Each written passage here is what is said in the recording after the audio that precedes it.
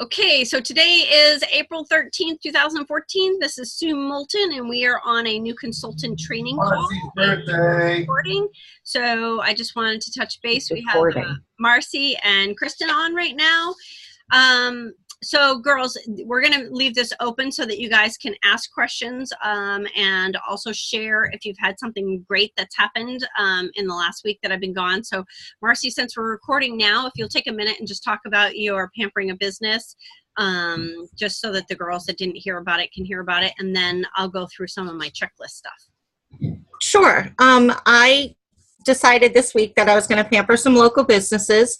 So I made up some Easter baskets with salted caramel brownies and my business cards and Discover Us brochures, regular brochures, mini catalogs, and some order forms and coupons of the day. And I went to local businesses and introduced myself and I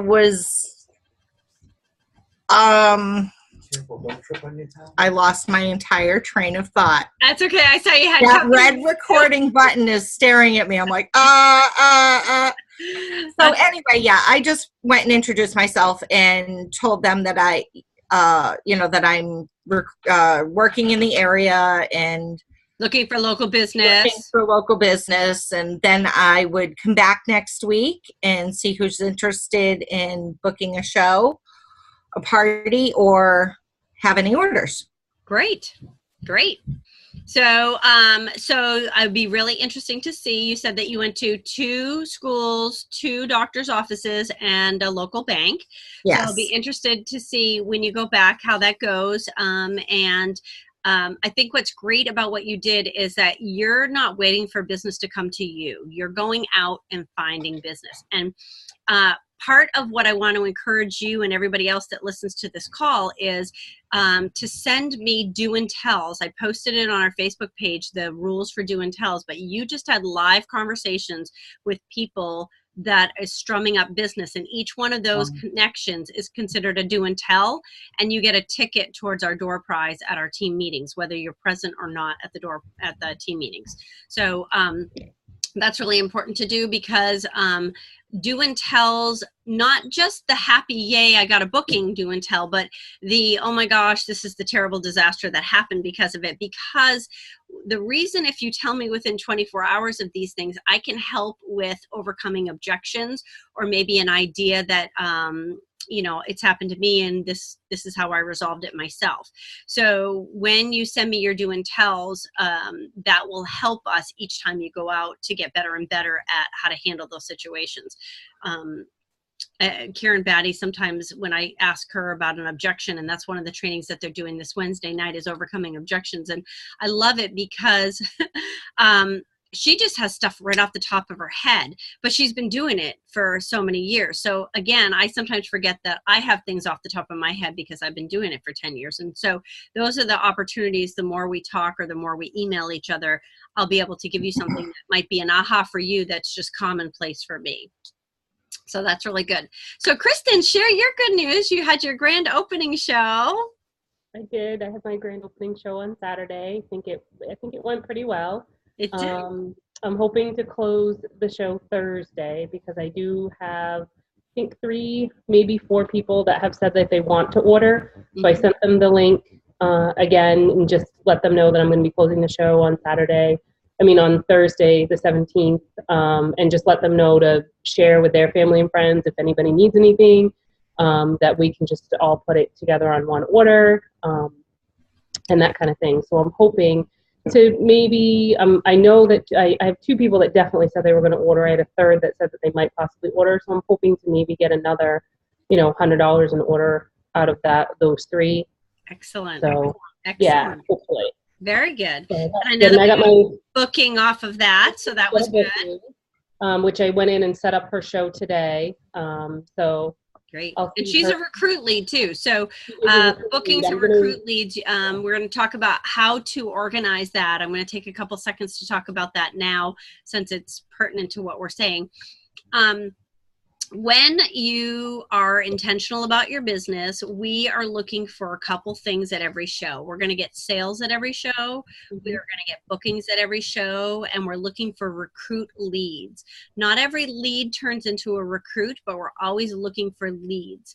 Leads are people that show a higher level of interest in the business than just your average customer there. So at your show, Misty is actually a recruit lead. She used to be a consultant before, and she asked a lot of really good questions, and she had a level of interest that was above normal. So that's a lead. So I would recommend, and however you want to keep track of it. Pampered Chef has a form that you can print off. It just says show leads and recruit leads. I'm too lazy to handwrite that and their name and their email all over again. So I'll tell you my lazy man's way, and it works for me. I use the yellow copy of the 2-ply order form. They've already given me their name, their address, their email. I know who I met them from, which show they're connected to, because the hostess's name is on there. Because, you know, when you have 10, I had 2 Kristens, and it was Kristen Smith and another Kristen. And when you called one time and you said, "Hi, this is Kristen," I was like at a blank because you didn't give your last name. So I've had 2 hostesses. One was Shelly Goyette and one was Shelly something very close to Goyette. Guyette and Goyette, something like that. And it was like Shelley and Shelley at the same month doing the same show. So it's hard to keep track of those things when your business starts to get bigger. So it's important to have a system. So I take if you buy the plastic polyurethane folders that are 2-pocket folders, and the type that have a 3-hole punch in them that you can push through a binder, you know, you don't have to open the binder up, but you can just push them onto a binder. I use those, and I have one that says current shows, one that says shows that need to be closed, one that says recruit leads, one that says show leads, and one that says needs follow-up. So you can decide how much you want to break it up on show leads. I'm actually going to break that up into spring, summer, fall, winter, or maybe April, May, and June, July, August, September, that kind of thing, kind of break it up a little bit smaller. And what I do is when I come home from a show, I categorize my order forms by level of priority. If they're a recruit lead, they're on the top of my form when I get home. Before I even leave the show, I put them on the top. If they are a booking with a date on the calendar, I write the date on the order form so they have their white copy that says May 17th at 6 o'clock, and I have it there so I know I need to set that show up, and everything I need to set that show up is still on that yellow sheet of paper. If it's a potential booking, I'll write the word fake, and then I'll write May 1st. Or I'll say spring show on the form so that I know that I need to follow up with that person and get a date on the calendar. At that point, for me, I move that person's name in my personal day timer. Now, if you use a phone or a calendar and you just want to put it into your calendar that way, that works. I have little lines off to the right-hand side of my calendar. And if they say, oh, you know, I can do something in May, I'll flip to May. And on the right-hand side, I'll write their name and their phone number down the side in pencil. Always use pencil in your day timer. And if I call them in May, I'll just write the date next to it, and I'll write LM, left message, or NA, no answer, whatever. And if they say, oh yeah, well, May doesn't work, but you know, I am still thinking this summer, I'll erase their name off of May, I'll flip another month or 2, and I'll write their name down again. So I have it in 2 places. So I have their yellow form in a folder, but I also have it on the side of my day timer. And the reason I do that is sometimes I'm sitting down with my day timer and somebody calls me and they have to cancel a show, or they have to reschedule a show. I immediately have names right off to the side that I can call and say, hey, I know that you were looking for a May date, and I just got Friday the 14th open. I wasn't sure if that would work for you, but I thought of you right away. That kind of thing. So the yellow sheets I move. So I staple, I set up the shows when I come home from a show. If I have bookings, I set those up right away. Now, you should document whether you do it in your day timer or whether you do it on your yellow sheet of paper. But there are different steps that I set up. So if I've set the show up on the website, I just write web on the order form. if I gave them a packet at the show, which I normally do, I don't write anything down.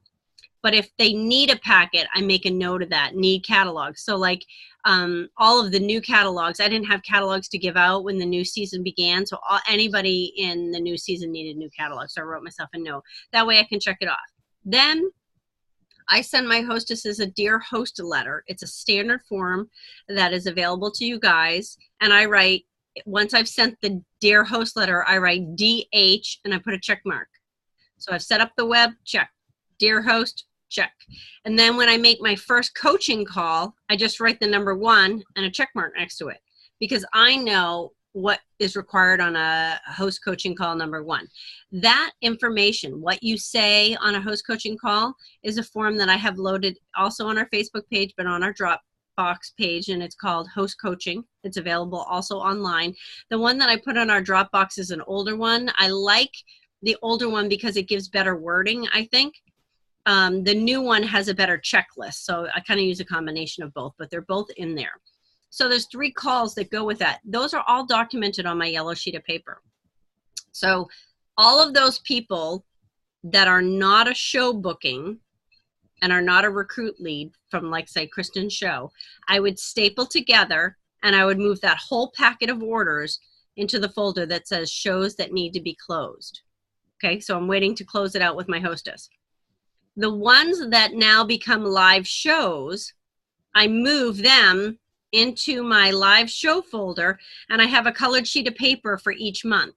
So my April ones are in the front, then there's a hot pink piece of paper, and then my May ones by date, 1st, 2nd, 8th, 10th, 12th, are behind that. Then my June shows are behind that. So I just take that yellow sheet of paper and I stick it correspondingly to where their show is.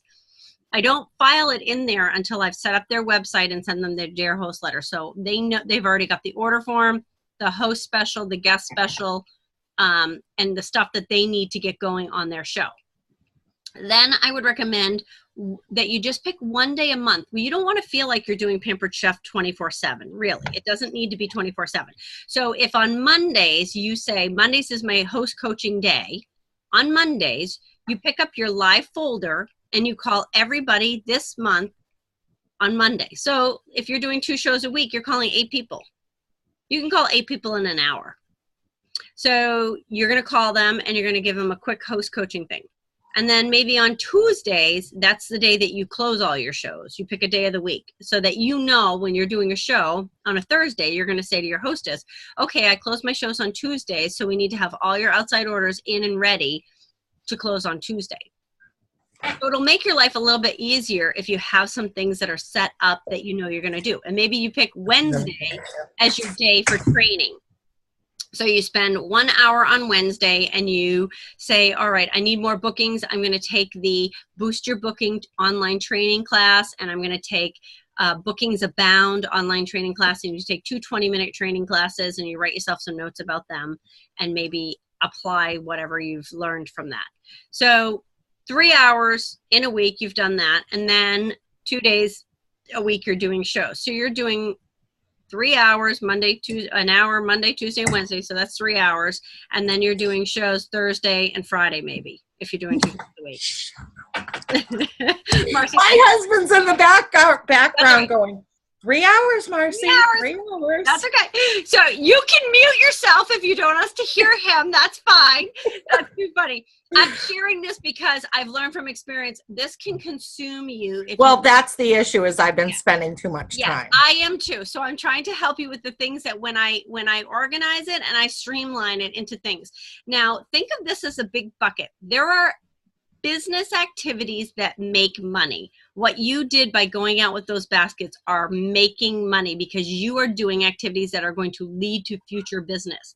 What you do today with your business is what's going to happen in 3 months. Okay. It's like a 3-month thing. So if you're doing nothing now in your business, but you're using, you've got leftover business from what has come in, 3 months from now, your business is going to tank. It takes that time to build momentum. So customer care calls, Pampered Chef's basis for all of our business is 3-2-1. 3 contacts a day, 2 shows a week, 1 recruit a month.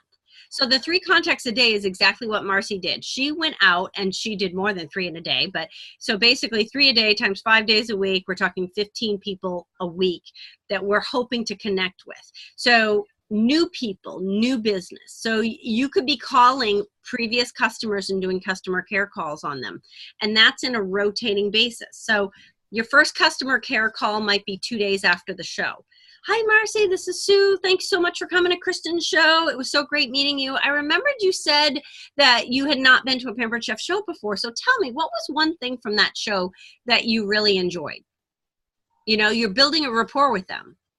Then you're going to say, I just want to let you know that I'm closing Kristen's show on Friday. I wasn't sure if there was anything that you got home and you thought, oh man, I wished I had added that, or whether or not you've given any more thought to hosting a show. I would really love to do the 29 minutes to dinner for you and your friends. Do you think your busy moms might be interested in some type of power cooking show? And then if they say, no, definitely not interested in that.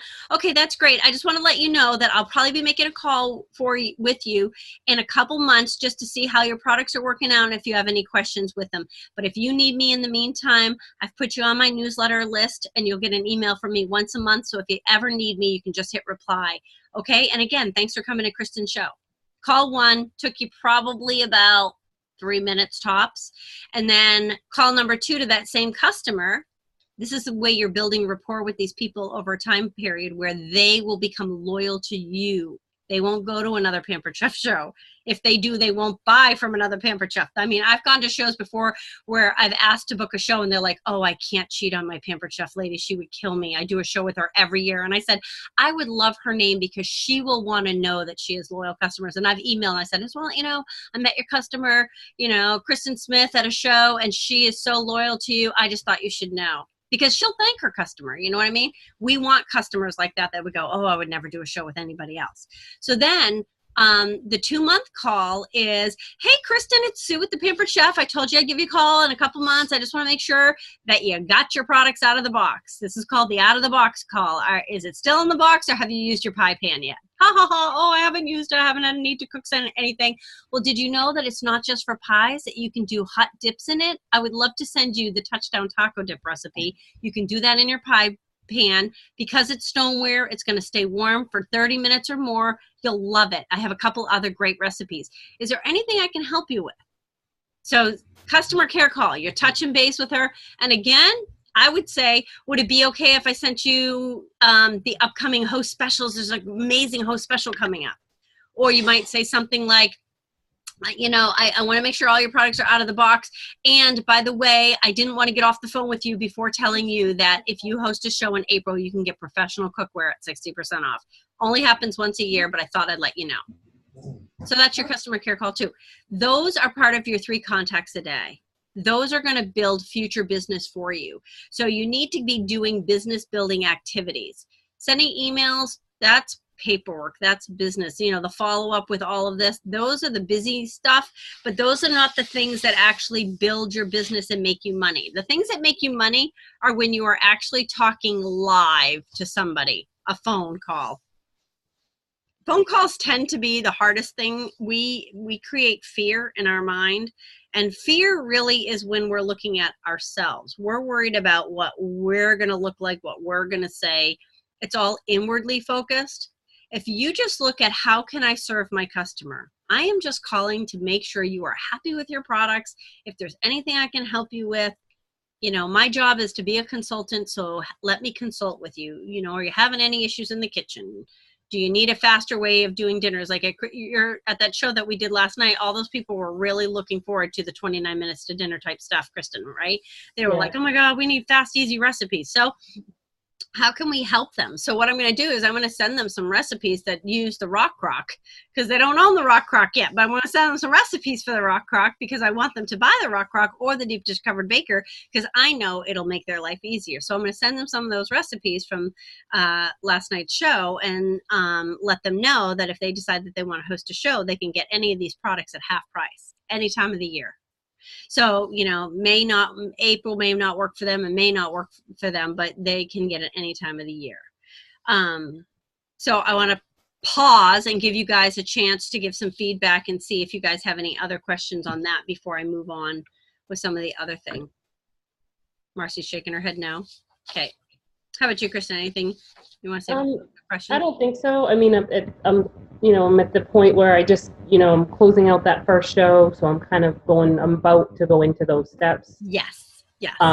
So yeah, which will be, I mean, I'm sure, as you saw, most of it was my family anyway, but they were very good sports. They let me, even though I knew that they weren't going to do it. Yep. And you're going to do the exact same thing when you do the follow-up calls. You're going to go, I so appreciated you guys being there and letting me practice on you. And part of me practicing on you is going through my scripts. So it's much easier if I can blunder with you, family. So I'm just going to go through my regular scripts with you. Is that okay? And they're going to go, fine. And they're going to go, great, thanks. Hey, Memmy, thanks for coming to the show, and just literally practice the words. I'm telling you, like, there is nothing better than getting the practice done and out of the way. You're going to sound so much better when you're calling a stranger doing it if you've practiced a few times on family members. No, I did notice it got easier, like towards the end. The people at the end, yeah, a little bit smoother of a delivery than the I'll have to say you were a natural on that. I've been with a lot of people who have done full service checkout, and it flowed for you. You could tell that is not going to be a hiccup for you at all. You did really, really well, considering that was your first full service checkout. You did a great job with it. It seemed like you've been doing it forever. Like it was very calm. Part of it, my background, I was a service advisor for about 10 years. So part of that, I mean, it's not direct sales, but I mean, you are customer selling. Service. Sure. To people, and you are doing it over the phone, you're doing it in person. So I think part that really will help me in that aspect of it, that I'm not necessarily afraid to ask for the sale or ask for something, because that's how I used to make my livelihood. I mean, that's how I made my money for many, many years. Perfect. And that is exactly what we're doing. And one of the things that I think is really important is when we know that we're looking for bookings, sales, recruiting, and other consultants at our team are, we're looking for other directors. If we know what we're looking for and we know how to ask for it, we're more likely to get it. I mean, I did not promote to a director until I started doing a full service checkout and actually asking people, do you want to book a show? Would you like to join my team? Those type of questions. I do want to just take a second, since it is a new consultant type of call. I really like the new success checklist that Pampered Chef put on the website. And so I just am going to go through all of the little points on the Succeed With Us checklist that they have for new consultants in your first 30 days, because sometimes, here we're taking a few minutes to get on this call, and sometimes that's the only few minutes you're going to get all week because you got little kids and everybody's busy. So I just want to make sure that you know where this stuff is and how to find it and what to do. So this is like your first 30 days. The first thing it says to do is to review the Succeed With Us guide that is in, that came with your kit. Did you guys all get the Succeed With Us guide? I think, Marcy, you probably got the green one. Kristen, you probably got a yellow one, the newer one. Succeed With Us booklet. Okay. And I have a recorded recording about that in 3 YouTube videos. If you have not seen that, you can search me on YouTube and you can watch that. I talk about Fast Track to Director. That's one of my YouTube videos. And then I have 3 short little, I walk right through the Succeed With Us booklet. I walk through the green one, the older one, but still same idea. List of 100, those type of things. Second checkpoint is build your connection list. And then it talks about pages 6 through 7 in the Succeed With Us book will help you do that. I talk about a Frank list, F-R-A-N-K, friends, relatives, acquaintances, neighbors, and kids or pets. And it expands beyond that. So I will make sure that that Frank list is available to you. These are people that you want to do exactly what Marcy did. You want to either pamper them or call them and let them know you're in business. Hey, so-and-so, I just want to let you know that I started my own Pampered Chef business. I'm so excited. I would love to pamper you and get a little practice in my first 30 days. There's so many extra bonuses that can that I'm trying to achieve. Telling people your goal is important. People like to help you achieve a goal. So know what your goals are. Note the team meetings in your calendar, especially for your first 90 days. First and third Tuesdays of every month are the Molten team meetings and new consultant trainings. It says to schedule 2 grand opening shows, one on a weekend and one on a weekday, because often people can't come to one, but they can come to another. So don't hesitate to do one of those, or we do what are called last chance, first glance, or you can do a Mother's Day open house, gift giving ideas. You can do any type of open house where you invite people to come in for a short 2 hours span where you have products set up or recipes set up. You could call it a taste testing, especially when you're a new consultant. So if you didn't get a large turnout for your first grand opening show, you can call and invite all of your customers and your friends to a taste testing and tell them, look, I'm looking for you guys to sample a few recipes so that I can determine what I should be making for the next couple months. It's going to be, an hour long, make it a short, an hour and a half long. Pop in, see the products, take a peek at the new catalog, sample and rate my recipes. I make them rate them 1 through 5, 5 being, this is a great show recipe, 1 meaning it was okay, but not so good, that kind of thing. Have a few recipes there. People will come for taste testing. Everybody likes food. Circle 6 to 8 more dates on your calendar in your first 30 days that you would feel comfortable doing shows. That way you know when you can work, and you should always know your next 3 available dates. Like I know May 1st, May 2nd, and May 3rd are still open for me. I booked the 8th. So you should know your next 3 available dates. Mark time on your calendar to make the calls. Like I said, every Monday, make host coaching calls. If you don't do what's called a power hour, Marcy did the power hour booklet, you can break up your power hour into 15-minute segments if you need to, and just take 15 minutes and make calls if you can't get a whole hour together, especially when you have small kids. But it's really important to actually block time off, because we can think we're getting a lot accomplished and we can think we're really busy. But when we actually sit down and check off how many calls we've made, we'll realize that maybe we only made 3 calls in an hour's time rather than 15 or whatever. So just blocking off a little time to be intentional. I'm not going to do any emails. I'm not going to respond to anything. The only thing I'm going to do for the next 15 minutes, and you set a timer, is make my customer care calls. 15 minutes, done for the day. Then make some time to do some host coaching, but then make some time to connect with me. I say all the time, I think part of why I got to be very successful is I just listened to the things that Karen kept telling me again and again, and she rubbed off on me. So I think sometimes if you got girls get to meet Katie Sanford, it's just so funny. She'll say things and it'll sound like me, and I'll be like, yeah, she's hung out with me long enough that it just rolls off her tongues now. So regular phone calls with me once my phone's out of the rice bag would be really good, so that we can talk and I can just share, because you'll hear the same stories, the same ideas again and again, but sometimes it takes 3-4 times of hearing it before you're like, oh yeah, I'm not doing that. Make sure that you set up time to observe 2 shows of mine or somebody else who's a successful consultant on the team that has good sales and good recruiting. And one of the things I think is so great, like Kristen, I totally did her grand opening show, wasn't even thinking about it. I just jumped into show mode and started showing. I was like, oh! So she didn't even get to do her own show. But my other show is very low sales right now, and, didn't have great attendance. And one of the great things about you seeing that show is that it shows you that my show is no different. If you had come to another one of my shows, I could have had 20 people there and done a $2,200 show, and guess what? The show would have been just the same.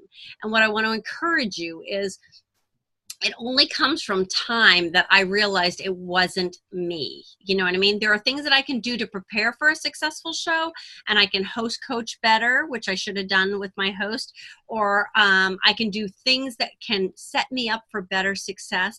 But I just want to encourage you guys, if you walk out of a show and it's a $300 show, do not go, I suck, this is terrible, I can't do this anymore. Just know that it is an average. This is a numbers game, and that you heard, in March, I did like 6 or 8 shows and had a ridiculous commission check. There are other months that I do 12 or 13 shows and have a less commission check than that. it's an average. Over the time, the more you do, the higher your averages will get. After you've done 8 shows or so, your averages are going to go up. I think you saw new consultant Andrea Laforte just posted on the Facebook page. She just did a $1,400 show. She's within her first 90 days. She's a new consultant. So she's like, whoa, but she could do that exact same show and have a $300 or $400 show. So her averages are going to be around 700. See what I'm saying? It's funny that you say that about Saturday night show, because I was thinking, geez, that it wasn't like the best turnout. It was sort of an odd show, I thought. It just seemed very strange. It was. It just seemed strange, and I thought, I wonder if I should go to another show, because that is so not typical. Yes, you should go to another show, because even Elaine's show that we met at was not a typical show of mine. Kelly's. So, yeah, that was very odd. She prepped me that she had plans at 9:00. So I knew that they were all going out afterwards. And I knew that it was put together last minute because her daughter forgot to do the fundraiser at Merrimack Valley. So yeah, that is not a typical show. So, yeah, other shows are hostesses that have been host coached and know what's going to happen. And that, sometimes you just can't be in touch with your hostesses. I had one hostess that I thought I was going to cancel with, and because I hadn't heard from her at all. And I sent her an email and said, apparently we need to reschedule. I haven't heard from you. You can let me know what date's really good for you. And she was like, oh no, we're ready. I've got 10 people coming. But she literally had not returned any phone calls, any texts, or any emails. She's just that super busy. But she had 10 people showing up at her house. So it was a good thing I said that. If we get zoomed out again, we'll just all go back to the same recording again, because we have 1 minute and 32 seconds left. So I just want to get through a couple more things on this. So observe a couple shows, then make sure that you're posting on your Facebook page, and create a Facebook business page. If you haven't already done that, think of something fun for your name. I made it the same as my website just because it's easy. It's, www.facebook.com/Sue'sCookin', because that's my email and that's my website. But creating a business page and then asking all your guests at your show, if you have a smartphone, I want you to get out your smartphone. I want you to go to my business page. I want you to like my business Facebook page. That way you're going to get a big following, but they're not going to see all of your personal, oh, my daughter's got a migraine, that kind of stuff. So you can keep your business stuff business. And Pampered Chef has a business Facebook page as well, and that's where you can steal all of your information. You just go to their page and share it on your business page. It makes it really easy. So I'm going to stop the recording now for a minute.